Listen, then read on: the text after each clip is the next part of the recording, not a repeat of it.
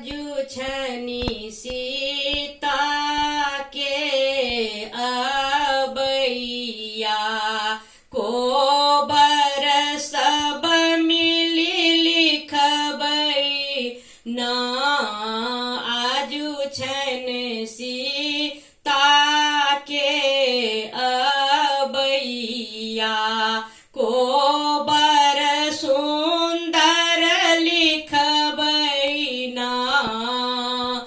एक दिस बाँस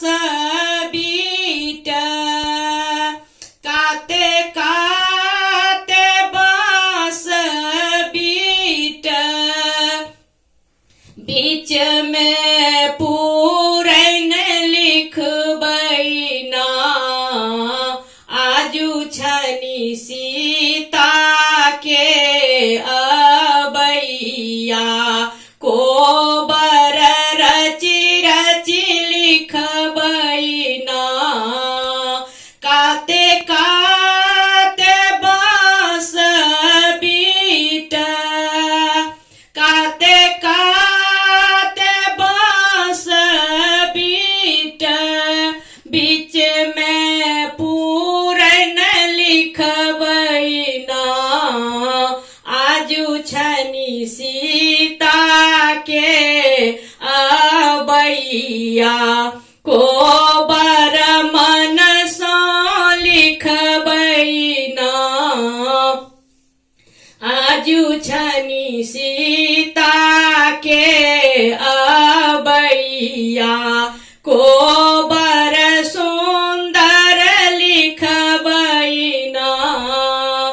एक कात सूरज लिखबै एक कात चंदा बीच में फूल लिखबै न आजू छनी सीता के अबैया को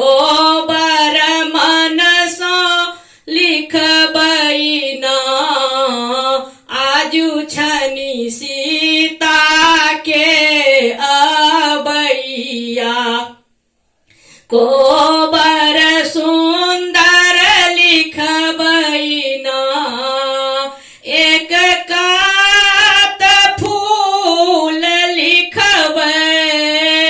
एक पात डारी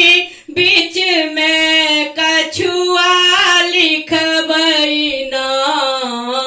आजू छनी सीता के अबैया को सुंदर लिखबै न आजू छनी सीता के अबैया को सब मिली लिखबै न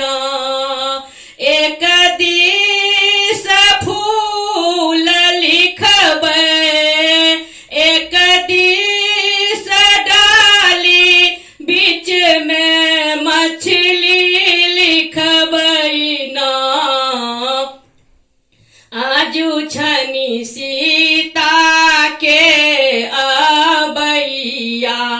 को मन सँ लिखबै न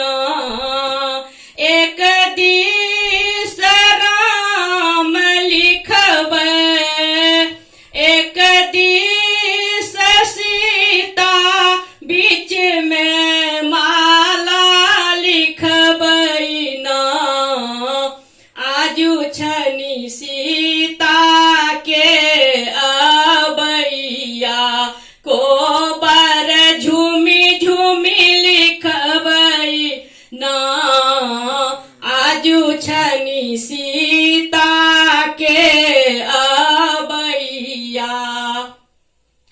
एक दिस राम लिखबै एक दिस सीता बीच में माला लिखबै न आजू छनी सीता के अबैया को रची रची